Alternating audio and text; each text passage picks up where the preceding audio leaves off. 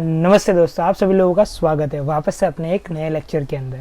तो जैसे कि आप सभी लोग यहाँ पे देख सकते हैं, सबसे पहले तो हमारे चैप्टर का जो नाम है it's an cost of capital and the most important chapter. यानी कि ये जो चैप्टर है ना, ये आपका एमकॉम के अंदर तो आता ही है, लेकिन आप ये ऑलरेडी आगे भी पढ़कर आ चुके हो। अब इसके अंदर सबसे पहले तो हम लोग ये समझते हैं कि कॉस्ट ऑफ कैपिटल होता क्या है, फिर उसके बाद हम लोग समझेंगे कि इसके क्या क्या सोर्सेज होते हैं। तो सबसे पहले देखो, अब यहाँ पे लिखा है कॉस्ट ऑफ कैपिटल। अब सबसे पहले तो हमारा वर्ड जो है वो हमारा है कैपिटल।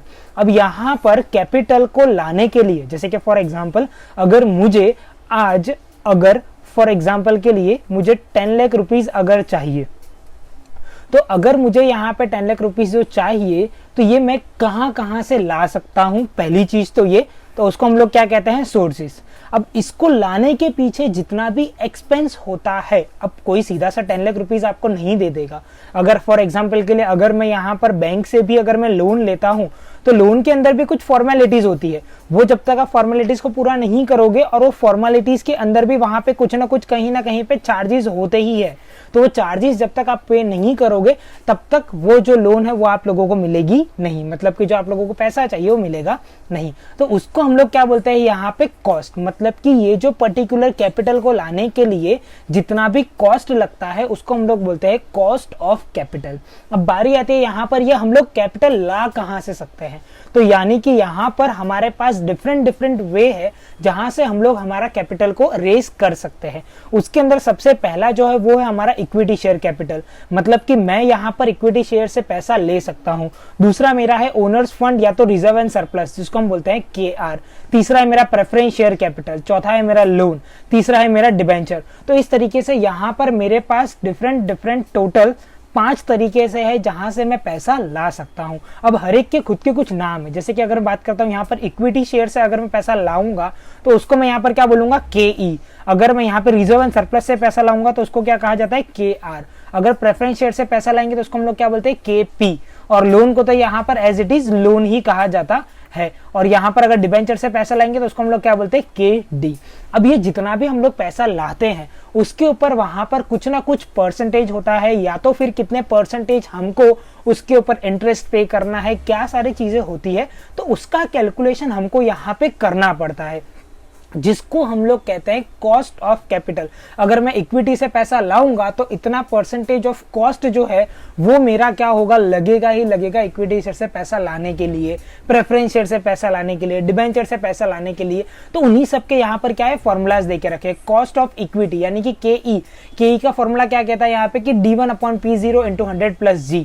तो यहाँ पे D1 मतलब क्या होता है, हमारा डिविडेंड। P0 मतलब होता है हमारा market price of the equity shares.